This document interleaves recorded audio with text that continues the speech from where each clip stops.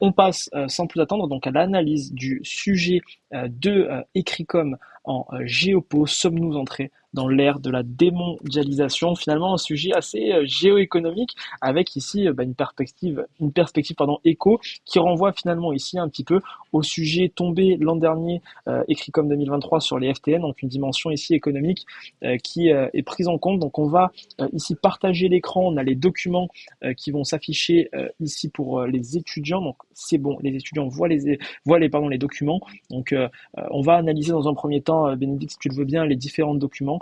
Donc document 1, l'évolution du commerce et du PIB mondial. Donc ici un document qui est quand même pur éco, j'ai envie de dire.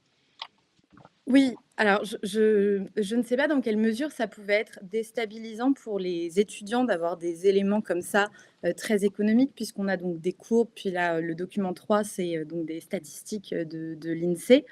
Donc mais cependant, c'est en fait, c'est très actuel.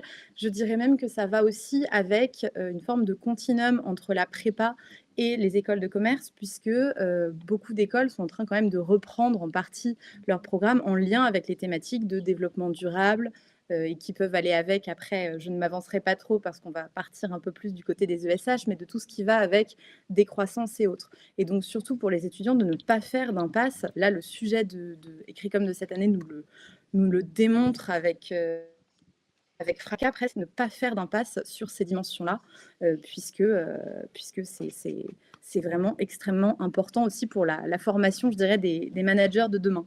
Euh, une fois qu'on a dit ça, bon, comment analyser, vous, l'évolution du commerce international depuis la fin des années 2010? Je pense que là, ce document était donné sous cette forme-là, pas uniquement par rapport à la question, puisqu'on voit qu'il commence en 1980, mais aussi pour servir d'appui à la suite de la réflexion et à la suite de la dissertation. Euh, alors, à partir de la fin des années 2010, en fait, si on regarde ce qui se passe en termes d'évolution de courbe, on voit que globalement, progresse à peu près au même rythme. Euh, alors que jusqu'à la fin des années 2010, on progressait à peu près au même rythme entre le commerce mondial et le PIB mondial, eh bien, on a cette cassure qui est liée évidemment à la pandémie de Covid-19. Cette pandémie qu'on retrouve en fait aussi en ce qui concerne les arrivées de touristes internationaux qui sont dans le document 2 C'est ça. et qui, je pense, que ces documents, s'ils sont donnés tels quels, c'est aussi pour faire penser aux candidats que la pandémie a vraiment montré euh, certains écueils, certains risques de l'interdépendance, puisque, bon, bah, tout bêtement, sans les avions, le virus ne se serait pas déjà répandu aussi vite, mais aussi le coup d'arrêt total que ça a mis, ou presque, aux échanges et au commerce international. Donc je pense il y a peut-être un message aussi ou en tout cas un message qu'on peut tirer de ces documents, qui est la révélation qui a été pour la mondialisation sur le Covid-19. Et un document 3, donc ici, pareil, un petit peu plus à connotation, je dirais, économique, avec donc un tableau découlant donc de l'INSEE. On a ici, on voit à l'écran, avec d'un côté la part d'entreprise dans le champ étudié et de l'autre côté les parts des entreprises ayant délocalisé. D'ailleurs, petite subtilité parce que le sujet en ESH, il y en avait un des deux qui parlait de la délocalisation. C'est vrai que c'est un document qui aurait été bien utile pour les étudiants en ESH. Donc là, ici, on est bien sur l'ASGG, donc un dernier document ici, plus orienté sur les entreprises. Bénédicte. Alors, je pense que l'idée là, c'était quand même de sortir des grandes dimensions et aussi de donner un petit peu des indices pour la suite. Bon, sur les grandes dimensions, voir que délocalisent plus facilement les grandes entreprises, ce qui paraît relativement logique puisqu'il faut aussi avoir les moyens de pouvoir délocaliser, qu'il s'agisse aussi des entreprises plutôt alors, manufacturières, on voit que ce ne sont pas celles qui délocalisent le plus en proportion, mais en fait, puisque elles sont particulièrement nombreuses, puisque parmi les entreprises étudiées, c'est un peu plus de 25%, finalement, en nombre et non pas en proportion, ce sont elles les plus concernées par les délocalisations. Voir également que ce sont aussi celles qui exportent beaucoup, qui sont celles qui délocalisent le plus. Bon, si ce sont plutôt des grandes entreprises, plutôt du domaine, plutôt des entreprises manufacturières et plutôt des entreprises qui exportent beaucoup, ça nous renvoie un petit peu au ECRICOM 2023. Ce sont donc beaucoup les FTN, finalement. Je pense que ça, c'est un des éléments sur lesquels on peut s'appuyer pour sortir simplement de l'analyse des chiffres.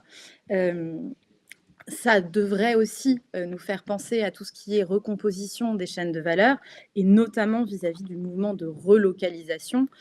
Sur le mouvement de relocalisation, quand on lit cette phrase qui dit « Entre 2018 et 2020, 1,7% des entreprises ont relocalisé ou ont envisagé de le faire pour réduire les délais de livraison pour leurs clients », en fait, c'est dans les dynamiques plus récentes, effectivement, de relocalisation. Donc, on a ce qu'on appelle le nearshoring. Alors, on va en parler aussi un petit peu en tant que tel dans le sujet, dans l'analyse du sujet, mais c'est le fait de ramener, puisque sur un pan strictement économique, on se concentrait beaucoup sur les coûts, mais il y a aussi d'autres dimensions qui ont été mises encore plus en exergue, avec notamment le Covid, mais plus récemment depuis le 24 février 2022, puisque les chaînes de production ont été totalement modifiées et ça justifie des relocalisations sur des facteurs qui ne sont pas exclusivement ceux des coûts. Au top, hyper clair. Merci beaucoup, Bénédicte. Encore une fois, n'hésitez pas si vous avez des questions. On se penche du coup tout de suite sur les questions. Ici, donc, on avait une indication, donc une question par document. Donc, bien évidemment, ici, utiliser le document et absolument pas notre document. Lorsqu'il est bien stipulé document 1, il ne faut pas parler du document 2 ou du document 3. Ça coule de source, mais il convient de le repréciser. Et également, vous servir de vos connaissances personnelles. Donc, comment analysez-vous l'évolution du commerce international depuis la fin des années 2010? Comment tu aurais amené la chose, Bénédicte, ici? Alors, je pense que j'aurais entamé en disant qu'effectivement, donc il faut évidemment mentionner que cette baisse-là, c'est une baisse qui est conjoncturelle en fait à ce moment-là. Puis on voit que ça remonte, et si on pouvait, si on prolonge la courbe, on voit quand même cependant que on a une diminution, ce qui nous montre aussi, comment dire, ça me force presque à un peu avancer sur la définition des termes du sujet, mais en fait, la démondialisation, c'est aussi un recul observable des échanges mondiaux. Et ce recul qui peut être lié à une crise, à un moment conjoncturel, ou qui peut être plus durable. Et donc là, de voir que sur la fin des années 2010, eh bien, on a déjà un élément qui est conjoncturel, et la question qu'on va se poser, mais ça, c'est pas forcément pour la question 1, ce sera plutôt pour plus tard, c'est de voir si, eh bien, en fait, on est sur un changement de phase ou non. À cela, j'aurais ajouté, et ça, c'est pour ça qu'il est important, mais dans tous les sujets, d'avoir quelques éléments chiffrés très récents que l'on connaisse, qui soient transversaux. Et typiquement, le fait que l'OMC, sur ses prévisions du commerce mondial en 2023, était en dessous de 1% de croissance des échanges, alors qu'on était plutôt qu'on était au-dessus de ça en 2022. Permettait de prolonger, je dirais, la courbe avec des connaissances personnelles. Au top, hyper clair. Pas de questions pour le moment. On enchaîne sur la question 2. Comment expliquer les évolutions des flux de touristes internationaux dans la période récente, donc qui est ici avancée 2019-2021, Bénédicte? Donc, sur l'explication, la première est relativement évidente, hein. 2019-2021, il y a une explication, Covid, dont je pense que quand même les candidats ont dû y penser de façon assez évidente. Ensuite, pour développer un petit peu là-dessus, voir qu'il y a que donc les marqueurs blancs qui représentent ce qu'il en est en 2021 rendent compte aussi de la réouverture progressive des pays, et donc de leur positionnement face à cela.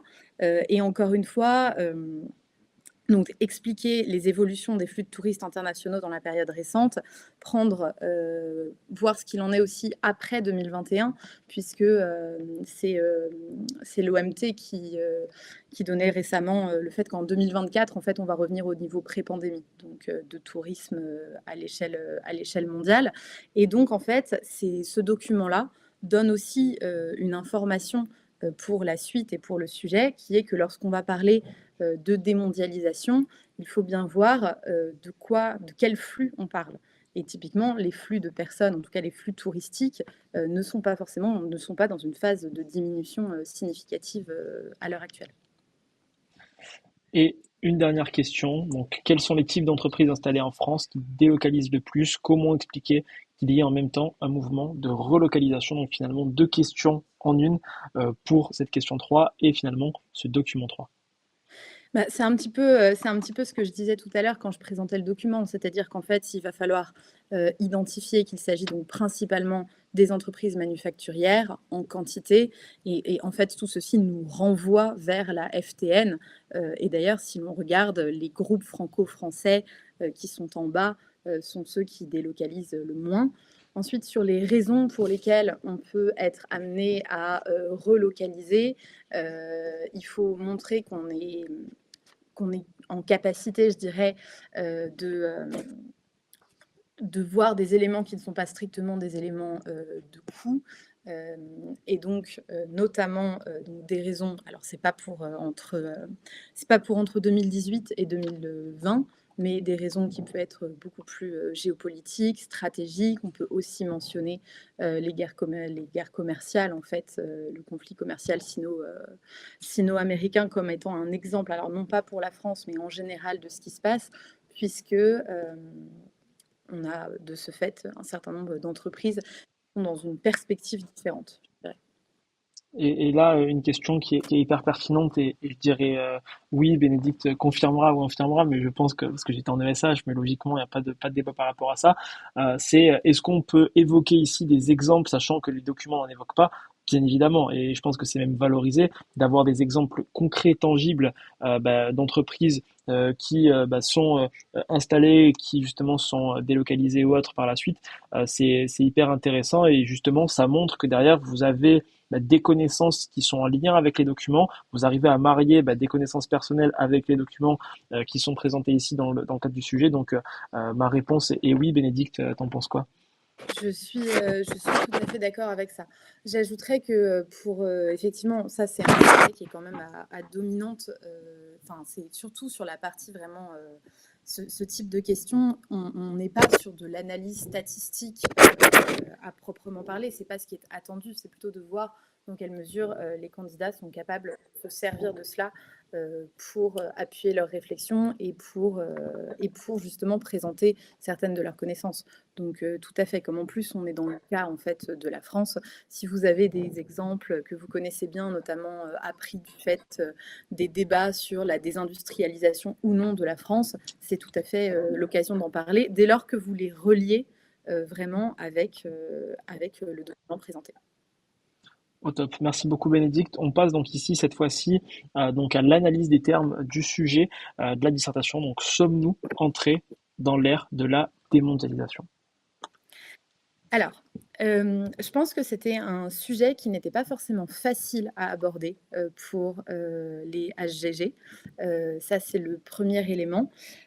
Pourquoi? Parce que, la démondialisation et je vais peut-être commencer par là, le premier à théoriser, c'est un Philippin en 2002, Walden, Bello et pour autant, c'est pas forcément, ces, éléments-là, qu'on c'est pas forcément ces éléments-là qui vont nous servir le plus sur le plan politique, puisqu'en fait, notamment en France, ça va plutôt être à partir de 2011 avec Jacques Sapir et son ouvrage sur la démondialisation qu'on va vraiment voir arriver la démondialisation. Et on l'a aussi sur le plan politique au même moment, puisque c'est Arnaud Montebourg en 2011 qui suggère de voter pour la démondialisation. Et on a en fait deux presque d'emblée sur le plan théorique façon de voir la démondialisation. Walden Bello, qui est en fait un altermondialiste, donc qui prône plutôt, je dirais, une nouvelle forme de mondialisation. Restons-en là, pour l'instant, je dirais, dans la théorie. Versus Sapir, qui dit très clairement qu'en fait, la démondialisation, c'est un retour du cadre national. Et deux façons de voir les choses qui rendent le sujet plus difficile à appréhender, puisqu'en plus, on ne peut pas le traiter sur un plan strictement économique, comme si on était en ESH, puisque ce n'est pas le cas.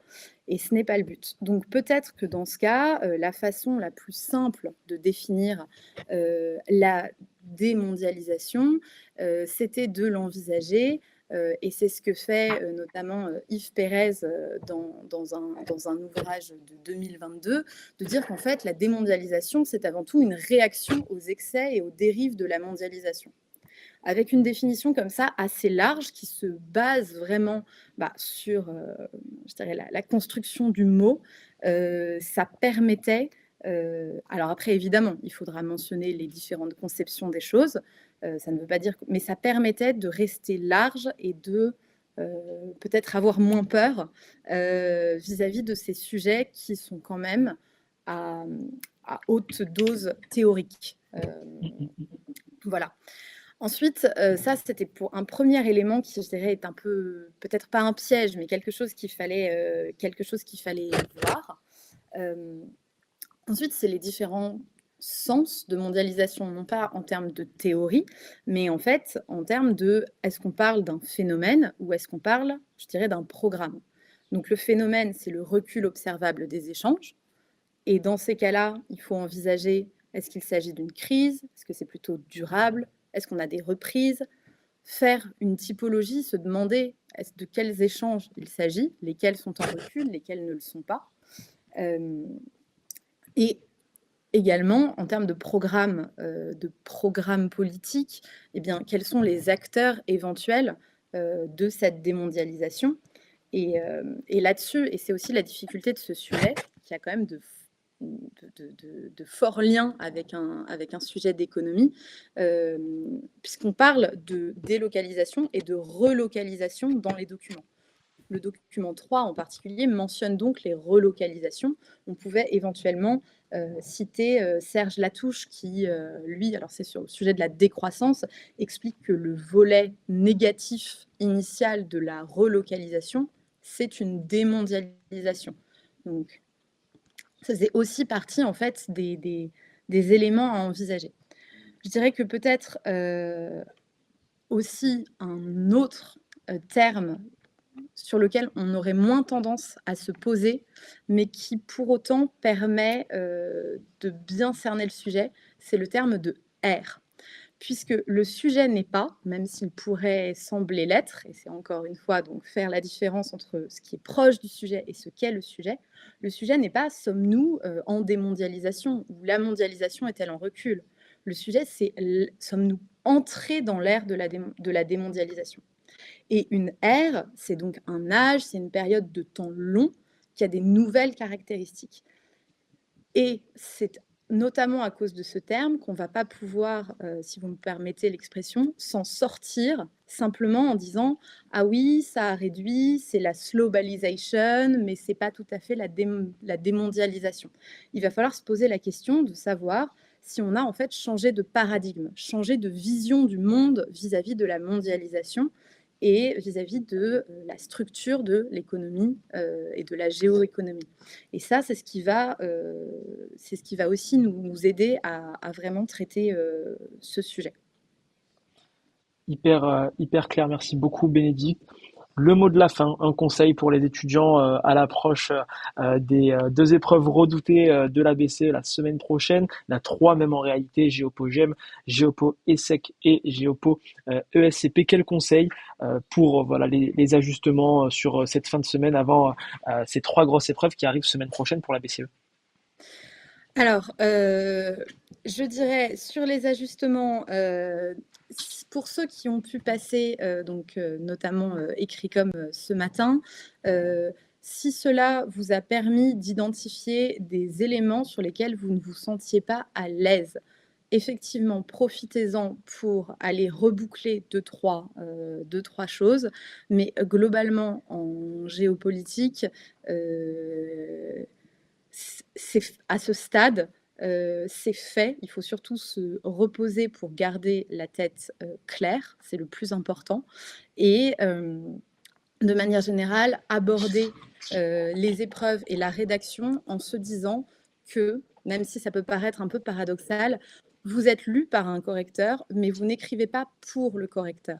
C'est-à-dire qu'il faut faire quelque chose qui soit facile à suivre, c'est-à-dire qu'on puisse comprendre où vous voulez en venir et qui soit en même temps suffisamment précis pour montrer que vous avez raison.